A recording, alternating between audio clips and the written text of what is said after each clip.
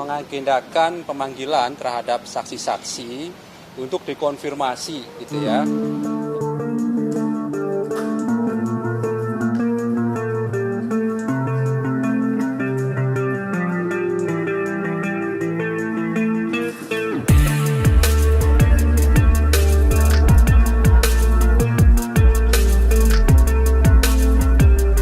Yang sedang KPK lakukan dalam proses penyidikan dugaan korupsi di Kementerian Pertanian.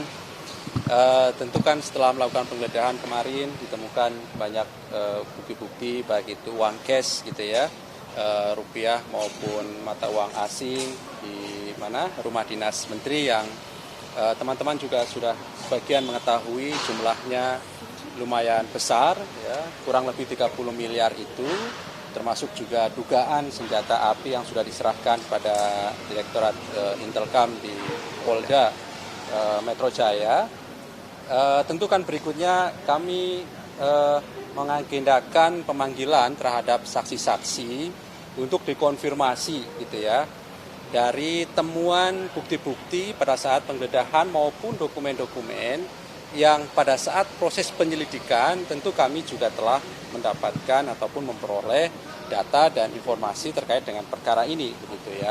Oleh karena itu betul hari ini tadi kami memanggil 3 orang ya, ada sebagai saksi tentunya ada Febri Diansah, kemudian Rasa Mala Ritonang dan juga Donald Faris, yang ketiganya berprofesi sebagai pengacara ya, begitu. Itu yang kemudian kami panggil. Jadi bukan statusnya sebagai pengacara seseorang gitu ya, tapi memang pekerjaannya yang kami tahu dalam surat panggilan adalah seorang pengacara. Sekali lagi bukan kapasitasnya sebagai advokat, sebagai pengacara begitu ya, tapi memang kebetulan pekerjaan dari yang bersangkutan adalah yang kemudian kami tahu di surat panggilan adalah sebagai seorang pengacara.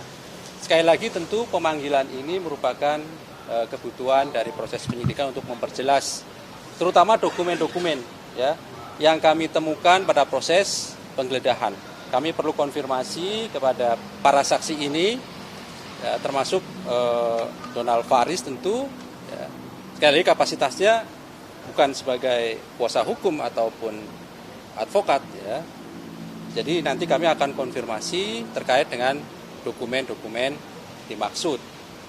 Dokumen-dokumen ini ditemukan pada saat penggeledahan baik itu di rumah dinas Menteri Pertanian maupun penggeledahan di tempat lain ya, termasuk diperoleh dokumen-dokumen tersebut ada di rumah pihak lain yang sudah ditetapkan juga sebagai tersangka oleh KPK gitu.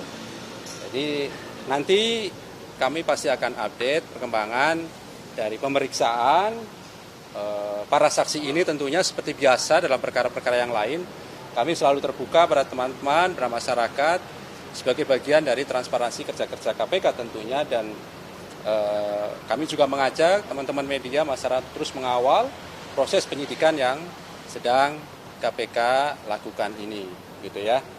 Oke, Sandra? Yang katanya tidak ada surat panggilan tidak sampai, Pak. Oke, baik. Jadi setiap KPK mengagendakan pemanggilan terhadap saksi pasti diawali dengan surat panggilan. Itu harus, karena memang kami patuh pada hukum acara pidananya atau aturan-aturan dalam penanganan sebuah perkara. Informasi dari teman-teman penyidik, tentu surat panggilan sudah dikirimkan beberapa waktu yang lalu begitu ya. Termasuk yang terakhir kami sih memperoleh informasi dari teman-teman penyidik sudah sampai. Tetapi nanti tentu kami akan cek kembali apakah surat panggilan itu sampai pada alamat sebagaimana di surat panggilan, ataukah bisa jadi alamat yang berbeda mungkin dengan yang sekarang ditempati oleh para saksi. Tapi yang pasti surat panggilan itu sudah dikirimkan. Lepas dari itu kehadiran 2 orang saksi hari ini ya saya kira sudah mengkonfirmasi yang bersangkutan memang betul dipanggil oleh KPK, sehingga saat ini masih dilakukan proses pemeriksaan oleh tim penyidik KPK. Oke?